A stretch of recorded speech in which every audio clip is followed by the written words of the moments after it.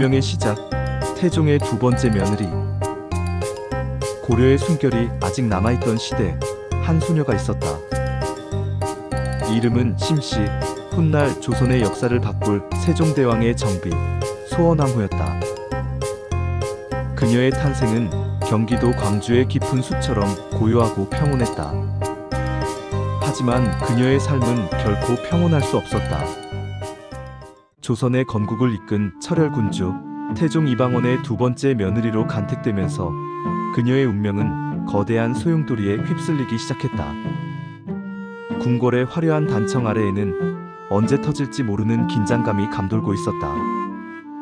첫 번째 세자빈이 폐위되는 것을 목격하며 그녀는 한치 앞도 알 수 없는 궁궐 생활의 냉혹함과 무상함을 몸소 깨달아야 했다. 그 순간 그녀의 어깨 위에 놓인 짐은 단순한 왕실의 일원이 아닌 가문과 왕실의 운명을 짊어진 무거운 무게가 되어버렸다. 그녀의 삶은 그렇게 고요한 듯 비장하게 시작되고 있었다. 세자빈 시절, 굳건한 내조와 학문을 향한 존경.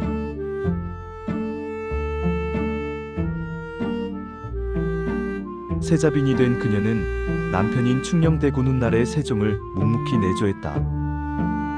충녕대군은 화려한 무술이나 사냥보다는 독서와 학문을 사랑하는 사람이었다.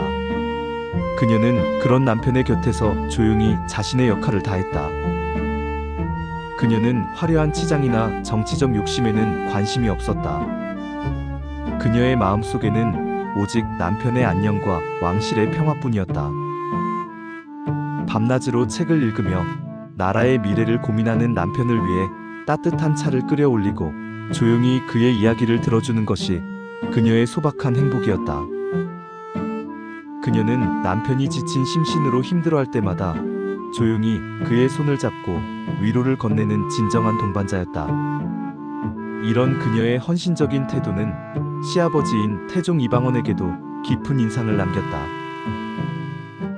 태종은 며느리의 겸손함과 지혜를 높이 평가했고 며느리를 진심으로 아끼기 시작했다. 그녀는 그렇게 태종의 신임을 얻으며 위태로운 궁궐 속에서 굳건히 뿌리를 내리고 있었다.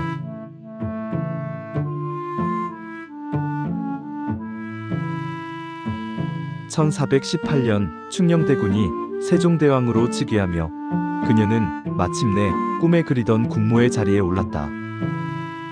이제 그녀는 한 남자의 아내가 아닌 온 백성의 어머니가 되어야 했다. 그녀의 어깨는 더욱 무거워졌지만 그녀는 흔들리지 않았다. 그녀는 왕후의 자리에 앉아 자신에게 주어진 책무를 충실히 수행했다.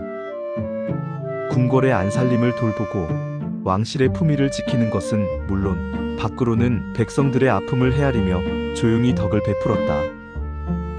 그녀는 흉년으로 고통받는 백성들을 위해 자신의 재산을 희사하고 곤경에 처한 백성들의 사정을 듣고 세종대왕에게 전하며 그들의 고통을 덜어주려 노력했다. 그녀의 선한 마음씨는 궁궐 내외로 퍼져나갔고 많은 사람들에게 존경을 받았다. 그녀는 굳건한 태도로 세종대왕의 옆을 지켰다. 조선의 태평성대를 연 세종대왕의 뒤에는 언제나 소원왕후의 조용하고 굳건한 미소가 있었다. 비극의 시작, 아버지 시몬의 죽음.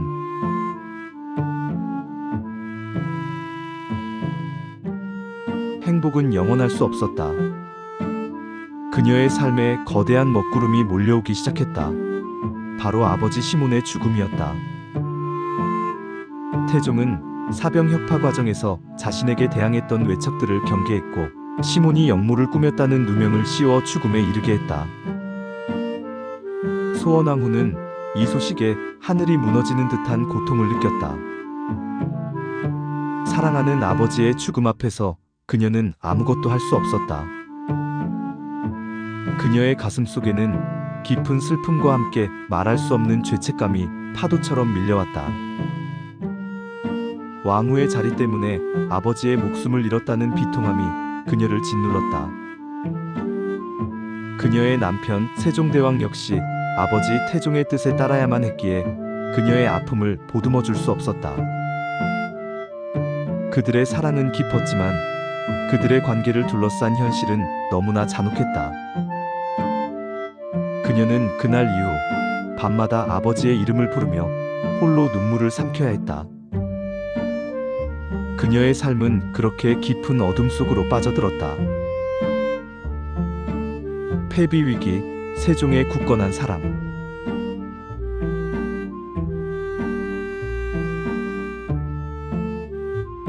아버지의 죽음 이후 소원왕후는 폐비의 위기에 처했다.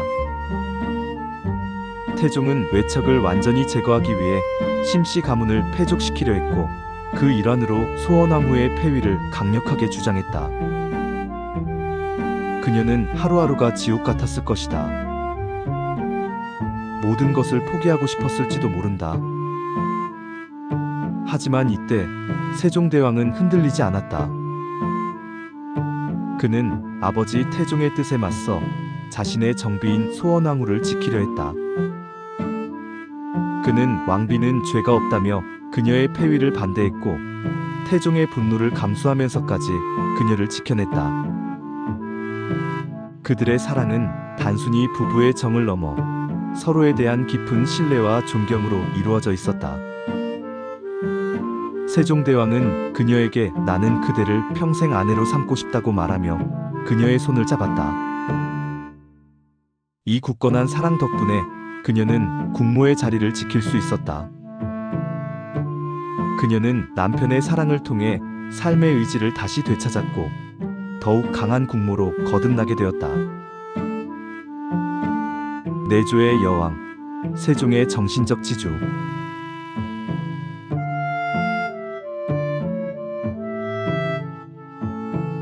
수많은 시련 속에서도 소원왕후는 굳건하게 자신의 자리를 지켰다. 그녀는 남편 세종대왕을 위해 헌신적으로 내조했다. 그녀는 세종대왕이 한글 창제, 과학기술, 발전 등 수많은 위대한 업적을 이루는 데 있어 가장 든든한 정신적 지주가 되어 주었다. 그녀는 남편의 고민을 함께 나누고 그의 지친 마음을 위로해 주었다. 그녀의 존재는 세종대왕에게 있어 휴식처이자 힘의 원천이었다.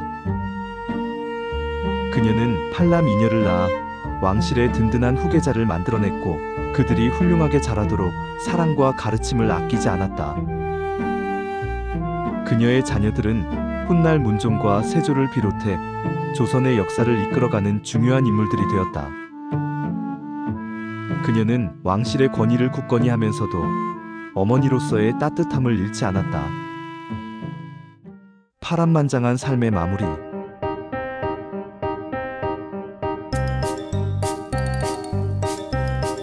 소원왕후는 평생을 궁궐의 냉혹함과 자신의 가문이 멸문당하는 비극 속에서 살아야 했다. 그러나 그녀는 단 한 번도 흐트러진 모습을 보이지 않았다. 그녀는 오직 남편 세종대왕과 왕실의 평화를 위해 자신의 모든 것을 바쳤다. 그녀의 삶은 조용하고 고요했지만 그 안에는 거대한 파도가 일렁이고 있었다. 1446년 그녀는 긴 고난의 삶을 마감하고 조용히 눈을 감았다. 그녀의 죽음은 세종대왕에게 깊은 슬픔을 안겨주었다. 세종대왕은 그녀를 잊지 못하고 평생 그리워했다. 그는 그녀를 기리기 위해 사후의 소원이라는 시호를 내리고 그녀의 무덤을 능으로 승격시켰다. 그녀는 죽어서도 남편의 곁을 지키며 조선의 역사를 굽어보았다. 잊혀진 국모, 소원왕후를 기억하며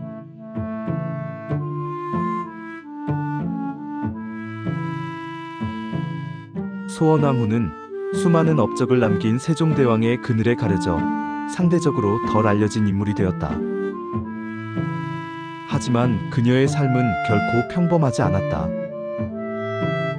그녀는 정치적 희생양이 될 뻔했던 비극적인 운명 속에서도 자신의 품위와 역할을 잃지 않았던 강인한 여인이었다. 그녀의 헌신과 희생이 있었기에 세종대왕은 위대한 업적을 이룰 수 있었다. 우리는 역사의 뒤안길에 숨겨진 소원왕후의 이야기를 기억해야 한다. 그녀는 고난 속에서도 사랑과 책임을 다했던 진정한 국모였다. 세종대왕의 시대는 소원왕후의 조용한 희생과 헌신으로 완성될 수 있었던 것이다.